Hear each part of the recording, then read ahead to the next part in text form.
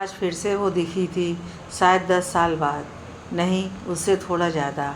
उसका बदन पहले से थोड़ा सा भारी हो गया था, लेकिन चेहरे पर वही पुरानी मासूमियत मौजूद थी, जैसी स्कूल के दिनों में होती थी। जब पहली बार उसे स्कूल में देखा था, तब भी उस पर नज़र ठहर सी गई थी, और आज अरसे बाद इस चेहरे को देखा है तो कमबख्त नज़र उससे हट ही नहीं रही है। करिश्मा करिश्मा शर्मा नाम था उसका। दोस्त लोग उसे खुशी कहते थे, और हम तो कुछ कहते ही नहीं थे, क्योंकि हमारी कभी बोलने की हिम्मत ही नहीं होती थी उससे। बस उसे देखते थे चोर नज़रों से। फिर एक दिन स्कूल आते हुए वह परेशान सी रास्ते में खड़ी हुई दिखाई दी। उसकी साइकिल खराब हो गई थी। मैंने दूर से ही उसे पहचान लिया। उसे ऐसे परेशान देखकर मेरे अंदर का दोस्त जागा। मन हुआ कि उसे आगे बढ़कर उसकी परेशानियों को अपने कंधे पर उठा लिया जाए, तत्काल उसकी साइकिल सही कराई जाए। लेकिन फिर एक अनजान डर ने मेरे अंदर के दोस्त को रोक लिया। शायद सही ही किया, क्योंकि उसने 2 दिन पहले ही क्लास में जबरन हेल्प करने के बहाने से दोस्ती आगे बढ़ाने की कोशिश कर रहे चंदन को क्या लताड़ लगाई थी उसने। मुझे सबके सामने ऐसी लताड़ नहीं खानी थी। मुझे चंदन नहीं बनना था, इसलिए मैं तो सीधा ही चलता रहा अपनी राह पर। तभी मुझे एक आवाज़ आई, हेलो राहुल, हेलो। यह सब सुनते ही मैं समझ गया था कि ये किसकी आवाज़ है। मेरा दिल बहुत ज़ोर से धड़का। मैंने पलट कर देखा। चेहरे पर परेशानी लिए करिश्मा हाथ हिलाकर मुझे पुकार रही थी। उसका थका हुआ चेहरा देखते ही मेरे हाथों ने दिमाग के कुछ आदेश देने से पहले ही ज़ोर से ब्रेक लगाकर मेरी चलती हुई साइकिल को रोक दिया। अरे करिश्मा, क्या हुआ? सब कुछ जानकर भी अनजान बनते हुए मैंने कहा। राहुल, मेरी साइकिल की चेन पता नहीं कैसे फंस गई है, निकल ही नहीं रही है। क्या तुम मेरी हेल्प करोगे प्लीज़? करिश्मा ने कहा। हेल्प? और मैं? कसम से खुशी के मारे दिल डांस सा ही करने लगा था, लेकिन अपने अरमानों को खुद में ही कैद करके मैंने कहा, हाँ क्यों नहीं, अभी ठीक कर देता हूँ। मैं तत्काल अपनी साइकिल से उतरा और अपने इंजीनियरिंग कौशल का परिचय देने लगा। सच में ही बहुत बुरी तरह से फंसी हुई थी चैन, निकलने का नाम ही नहीं ले रही थी। लेकिन इस तरह उस खूबसूरत लड़की के सामने हार मानना भी तो नामुमकिन था, इसलिए अपना सारा जोर लगाकर मैंने चैन निकाल दी और करिश्मा की साइकिल ठीक कर दी। थैंक यू राहुल, तुमने तो मेरी हेल्प की। अब मैं तो स्कूल जा सकती हूँ, लेकिन तुम शायद आज स्कूल नहीं जा सकोगे। क्यों? मैंने आश्चर्य जताते हुए पूछा। मेरी हेल्प के चक्कर में तुम्हारी शर्ट खराब हो गई है, उसने धीरे से कहा। मैंने खुद को देखा, सच में मेरी शर्ट खराब हो चुकी थी। हाँ, शायद मैं स्कूल नहीं जा सकूँगा। ठीक है करिश्मा, आप जाओ, मैंने अपनी साइकिल वापस घुमाते हुए कहा। वह साइकिल लेकर चलने लगी, फिर वो रुकी। करिश्मा नहीं, खुशी। मेरे सभी दोस्त मुझे इसी नाम से बुलाते हैं, खुशी ने मुस्कुराकर कहा। ओके खुशी। कसम से ये नाम लेते हुए मन में खुशी के लड्डू फूट रहे थे। यह खूबसूरत लड़की मुझे दोस्त समझती है, यही बहुत था मेरे लिए।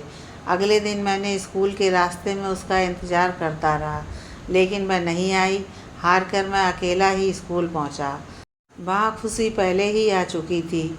आज उसके पापा उसे स्कूटर से छोड़कर गए थे। शायद उसकी साइकिल में अभी भी कोई परेशानी थी। मेरी नज़र तो जाते ही उस पर टिक गई थी, लेकिन जुबान ने खुद पहल करके बोलने से इनकार कर दिया था। इसलिए उसे देखकर भी नज़रअंदाज करके मैं क्लास में पहुंच गया। अटेंडेंस लग चुकी थी और मैम को आने में कुछ समय था। मेरे दोस्त मुझसे बातें कर रहे थे, लेकिन मेरा मन तो खुशी से बात करने में ही अटका हुआ था। अचानक से वह पलटी, उसने मुझे देखा और मुस्कुराई। बदले में मैं भी मुस्कुराया। उसने हाथ की घड़ी पर इशारा करके पूछा, इतना लेट कैसे हो गए? मैंने बस मुस्कुराकर ही उसके सवाल को टाल दिया। अब ये तो नहीं कह सकता था कि तुम्हारे इंतज़ार में देर हो गई। हमारी नज़रों की भाषा को मेरे दोस्त लोग भी पढ़ रहे थे, लेकिन गनीमत यह थी कि किसी ने इसमें अपनी टांग नहीं अड़ाई। क्लास शुरू हो गई। उस दिन पढ़ने में एक नया ही उत्साह सा था। लंच टाइम हुआ, सब खाना खा रहे थे। लेकिन यहाँ तो भूख भी गायब ही थी। भूख थी तो अपनी नई दोस्त से बातें करने की, और लंच टाइम का समय मैं खाने पर वेस्ट नहीं करना चाहता था। लेकिन खुशी ने रोज़ की तरह अपनी सहेलियों के साथ लंच किया। शायद वह मुझसे बात करने के लिए इतनी आतुर नहीं थी जितना मैं था। मैंने उसका वेट किया, खुद आगे बढ़कर बात नहीं की। थोड़ी देर बाद वह अपनी सहेलियों के साथ बाहर आई। उसने मुझे देखा और बोली, हेलो राहुल। हेलो करिश्मा, मैंने कहा। अब भी करिश्मा? मैंने कल बताया था ना कि मेरे दोस्त मुझे खुशी कहते हैं, उसने नाराज़गी दिखाते हुए कहा। ओह हाँ, भूल गया था। क्या करूं, पहले से करिश्मा नाम ही जानता हूं आपका, तो बस वह ही याद रहा, मैंने ना समझ बनते हुए कहा। लेकिन सच तो यह है कि मैं उसके मुंह से एक बार फिर अपने लिए दोस्त शब्द सुनकर उसकी और अपनी दोस्ती को कंफर्म करना चाहता था। अब तो जान गए हो ना मेरा नाम, अब मत भूलना, क्योंकि अगर फिर से तुमने मुझे करिश्मा कहा तो फिर हमारी दोस्ती ख़त्म। उसने अपनी बड़ी सी आँखों को और बड़ा करते हुए कहा। नहीं नहीं, ऐसा कभी नहीं होगा। सॉरी, मैंने कहा। मेरे सॉरी बोलने पर वह मुझे देखती रही, फिर बोली, तुमसे मैंने प्यार किया है मूवी देखी है? हाँ देखी है, कुछ दिन पहले टीवी पर देखी थी, मैंने कहा।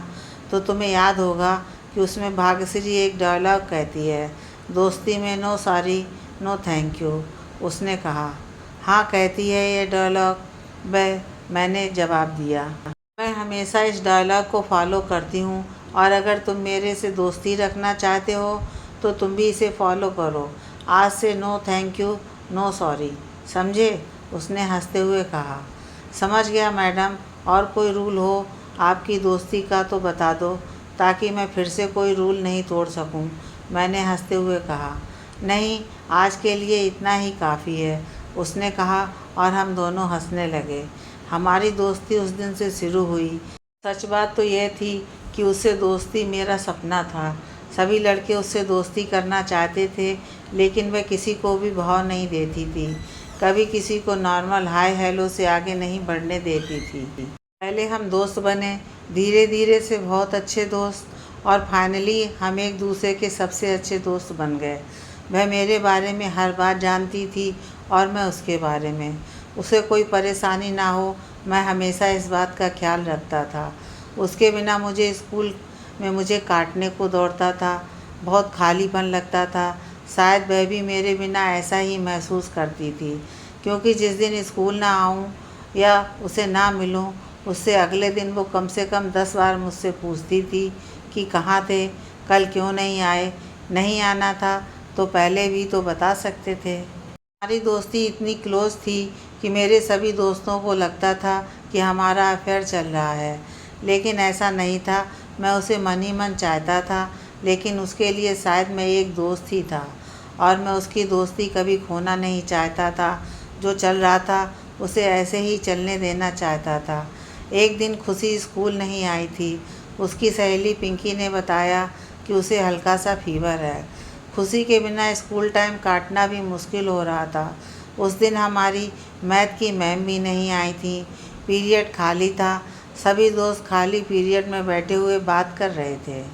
बातों से बातें निकल रही थीं, और निकलते निकलते बात आ पहुंची मेरे और खुशी के रिलेशन के बारे में। दोस्तों को तो विश्वास था कि मेरा उसके साथ अफेयर चल रहा है, और मैं भी उनका विश्वास बनाए रखता था, क्योंकि भले ही झूठ सही, लेकिन इस बहाने मैं उन सभी की नज़रों में हीरो तो बना हुआ ही था। अच्छा, क्या चल रहा है तुम दोनों के बीच में? अजय ने पूछा। क्यों, तुझे पता नहीं है क्या? मैंने बेफिक्री से कहा। हाँ, जो चल रहा है वह तो मुझे पता है, लेकिन उससे आगे क्या चल रहा है? अजय ने कहा। मतलब? मैंने नासमझ बनते हुए पूछा। मतलब ये कि इतने समय से इस खूबसूरत फूल को देख ही रहा है, या फिर कभी छुआ भी है इसे, कभी पाया भी है? चंदन ने लगभग मेरी बेइज्जती सी करते हुए कहा। मैं उस फूल को देखता हूँ या सूंघता हूँ, इससे तुझे क्या? मैंने नाराज़ होते हुए कहा। हाँ हाँ, मुझे क्या? अबे, मुझे पहले ही पता था।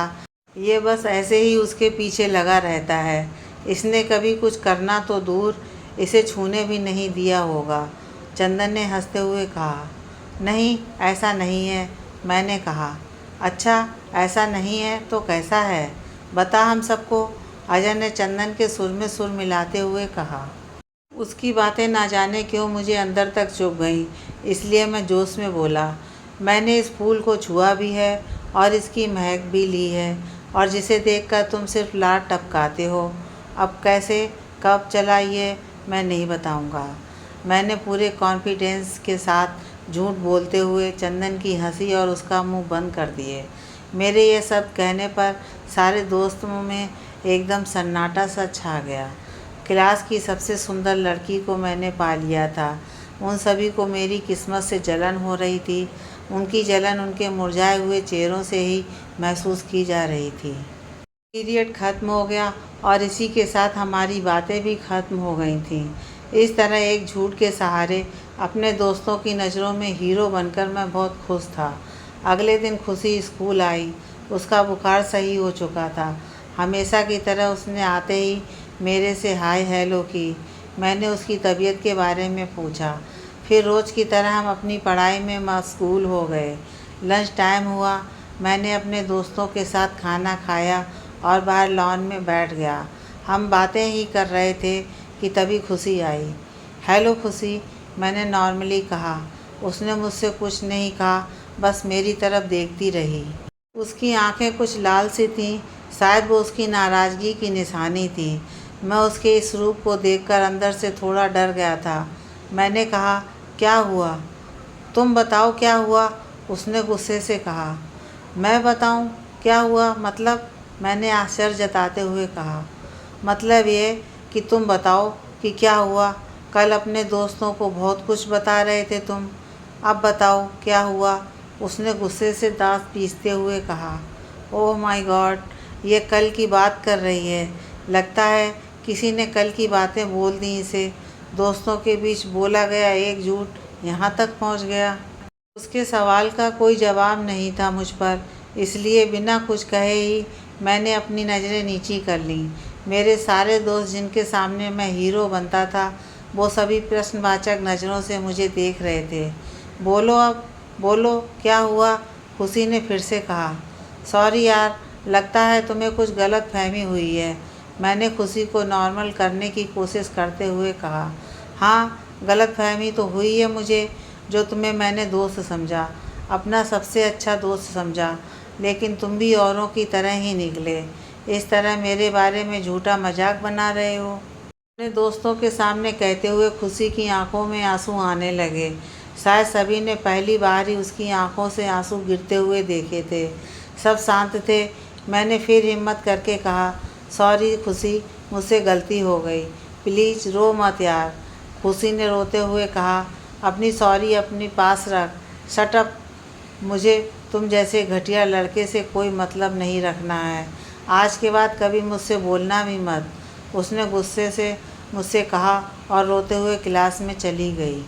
मेरे कुछ दोस्त इस तरह खुशी के बारे में गलत बोलने पर मुझे भला बुरा कह रहे थे, तो कुछ मेरा मजाक बना रहे थे, लेकिन मुझे इस सब से कोई मतलब नहीं था, क्योंकि खुशी के इन शब्दों से अचानक से मेरी सारी दुनिया ही तबाह हो गई। मैं पूरी तरह सदमे में था। मैं वापस क्लास में आया, लेकिन फिर मेरी कुछ बोलने की हिम्मत नहीं हुई। मैं एक मुजरिम की तरह क्लास में बैठा था। मैंने उस दिन बहुत मुश्किल से स्कूल टाइम काटा। उस दिन मुझे भूख प्यास कुछ भी नहीं थी, मुझे बस अपनी बेवकूफ़ी पर अफसोस था। खुशी का रोता हुआ चेहरा बार बार मेरी आंखों के सामने आ रहा था, इसलिए मेरी आंखों से नींद भी गायब थी। मैंने तय कर लिया था कि अगले दिन पूरी क्लास के सामने मैं सच बता दूंगा और खुशी से माफ़ी मांग लूँगा। वह माफ़ करे या ना करे, यह उसकी मर्ज़ी, लेकिन अब यही मेरा पश्चाताप था। अपनी गलती स्वीकार करने का इरादा लेकर मैं अगले दिन स्कूल गया। मैं उसका इंतज़ार करता रहा, लेकिन खुशी स्कूल नहीं आई।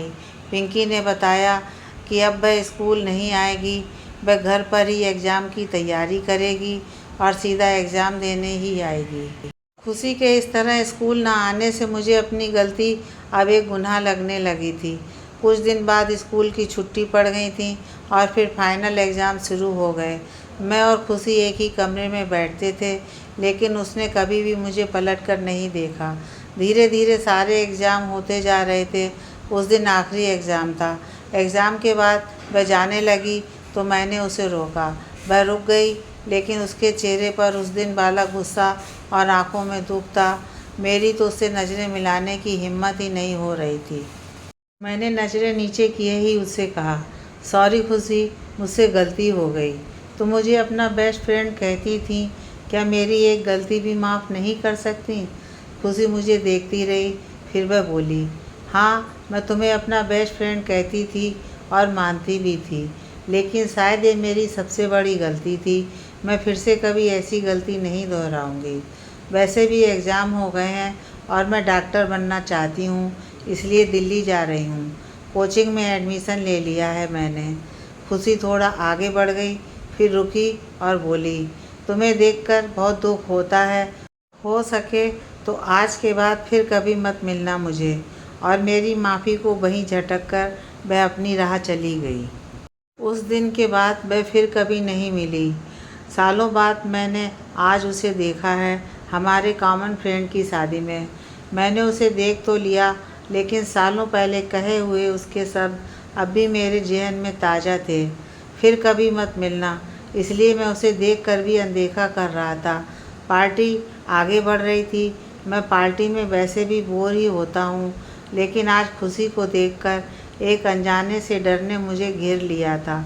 इसलिए इस डर से बचने के लिए मैं एक साइड में जाकर बैठ गया। हेलो राहुल, कैसे हो? मेरे कानों में ये शब्द पड़े, जिन्हें सुनते ही मैं समझ गया कि ये किसकी आवाज़ है। मैंने पलटकर पीछे देखा, खुशी वहाँ खड़ी थी। मैं हड़बड़ाहट में खड़ा हुआ। मैंने उसे देखा, लेकिन मेरी नज़रें आज भी उसकी नज़रों से मिलने से इनकार कर रही थीं। उसके चेहरे पर गंभीरता तो थी, लेकिन नाराज़गी या गुस्सा कहीं नज़र नहीं आ रहे थे। मैं ठीक हूँ, आप बताइए कैसी हैं करिश्मा जी? मैंने कहा। देख लो कैसी हूँ, उसने कहा। मैंने ज़बरदस्ती की एक मुस्कान अपने होठों पर चिपका ली और इस बहाने उसके सवाल का जवाब देने से बच गया। हम दोनों बैठ गए। सालों बाद फिर से मुझे अपनी दोस्त के पास बैठने का मौका मिला था, लेकिन समझ नहीं आ रहा था कि क्या बात करूं। और क्या कर रहे हो आजकल? करिश्मा ने बात शुरू की। मैं गवर्नमेंट जॉब में हूँ, अकाउंटेंट हूँ, डिस्ट्रिक्ट ऑफिस में, मैंने कहा। अरे वाह, तुम तो सरकारी बाबू बन गए, खुशी ने कहा। अच्छा है, आप तो डॉक्टर बन गई होंगी, मैंने सवाल किया। हाँ, मैं डॉक्टर हूँ, अभी दिल्ली में ही प्रैक्टिस कर रही हूँ, खुशी ने जवाब दिया। हम कुछ देर चुप बैठे रहे, फिर उसने चुप्पी तोड़ते हुए कहा, और शादी हो गई तुम्हारी? नहीं, अभी नहीं, मैंने कहा। क्यों? बस ऐसे ही। अरे, गवर्नमेंट जॉब में हो, शादी की उम्र भी हो गई है, फिर शादी क्यों नहीं की? क्या कोई गर्लफ्रेंड है? नहीं, कोई गर्लफ्रेंड नहीं है, मैंने कहा। आपकी शादी तो हो गई होगी, मैंने सवाल किया। नहीं, उसने थोड़ा गंभीर होते हुए कहा। क्यों? मैंने उससे सवाल किया। क्यों? तुम नहीं जानते क्यों? उसके इस प्रश्नवाचक जवाब को सुनकर मैं अंदर तक हिल गया। मैं समझ गया कि वह अब तक मेरी गलती को भूल ही नहीं है। शायद वह मेरे पास फिर से मेरी भूल का एहसास कराने ही आई है। मुझे खुशी की बातें अंदर ही अंदर खाए जा रही थीं। जो गुबार सालों से मेरे अंदर है, वह एकदम से फटने को मचल रहा था, लेकिन फिर भी मैं खुद को रोके हुए था। मैंने अपने इमोशन को कंट्रोल करते हुए कहा, सॉरी करिश्मा जी, मुझसे गलती हो गई। सच में उस दिन के बाद मैंने कभी खुद को माफ़ नहीं कर पाया हूँ। उस दिन के बाद मेरे जीवन में कोई लड़की नहीं आई है, क्योंकि मुझे लगता है कि जब मैं अपनी दोस्त को ही नहीं निभा सका, जो लड़की मुझ पर इतना भरोसा करती थी, उसके भरोसे को नहीं निभा सका, तो किसी से रिश्ता क्या निभाऊंगा। मेरी आंखें गीली होने लगी थीं। खुशी एकटक मुझे देख रही थी। सॉरी करिश्मा, हो सके तो मुझे माफ़ कर दो। मैं आज तक अपनी एक गलती में जल रहा हूँ, मैंने उसके हाथ जोड़ते हुए कहा। उसने मेरे हाथों को अपने हाथ में थामा और बोली, वह वक्त बीत गया है राहुल, बहुत समय हो गया है। शुरू में मुझे भी तुमसे नफ़रत थी, लेकिन जैसे जैसे वक्त बीता और हमारी समझ बढ़ी, मुझे महसूस हुआ कि वह स्कूल टाइम था। हम 16-17 साल के बच्चे थे और बच्चों से गलतियां हो जाती हैं। तुमसे भी बचपने में एक गलती हो गई, लेकिन मैं अपने मन से तुम्हें सालों पहले ही माफ़ कर चुकी हूँ। भूल जाओ उन बातों को यार। उसने मुझे अपने कंधे से लगाकर मेरे बहते आंसुओं को रोकने की कोशिश की, लेकिन मैं शायद कब से अपने दोस्त का गुनहगार बनकर ज़िंदगी जी रहा था। आज उसके इन शब्दों ने मुझे उस गुनाह से आज़ादी मिल गई तो आंसू रुकने का नाम ही नहीं ले रहे थे। मेरे आंसू देखकर खुशी की आंखें भी छलकने लगी थीं। कुछ पल हम इसी तरह साथ रहे, फिर मैंने खुद को संभाला। उसके बाद हम दोनों ने कुछ नहीं कहा, बस शांत बैठे रहे। फंक्शन ख़त्म हो चुका था, खुशी को भी जाना था। वह अपनी गाड़ी की तरफ बढ़ी, मैं उसे बाहर तक छोड़ने गया। थैंक्स टू फॉरगिव मी करिश्मा जी, मैंने उसका धन्यवाद अदा करते हुए कहा। दोस्ती में नो थैंक नो सॉरी, यह डायलॉग नहीं सुना क्या कभी तुमने? उसने मुस्कुराकर कहा।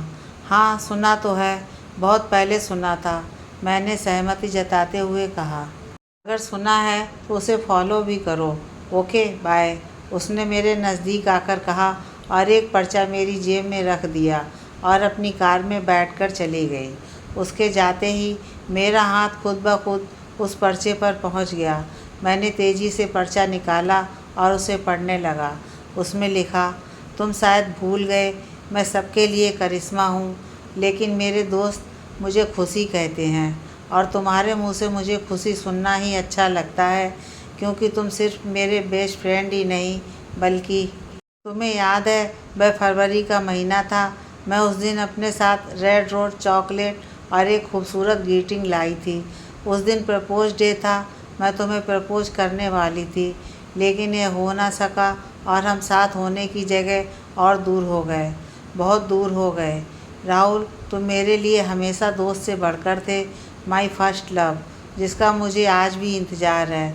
अगर तुम भी मुझसे प्यार करते थे या थोड़ा आज भी करते हो तो मुझे नीचे दिए गए नंबर पर कॉल करना। मैं हमेशा तुम्हारा इंतज़ार करूँगी। तुम्हारी खुशी। आंखों में आंसू लिए मैंने जल्दी से अपना मोबाइल निकाला और तेज़ी से वह नंबर डायल करने लगा, क्योंकि मैं सालों से अपने दिल में दबे हुए प्यार से अब और दूर नहीं रहना चाहता था। मेरे बचपन का प्यार, मेरा अधूरा इश्क आखिर आज पूरा हो गया था।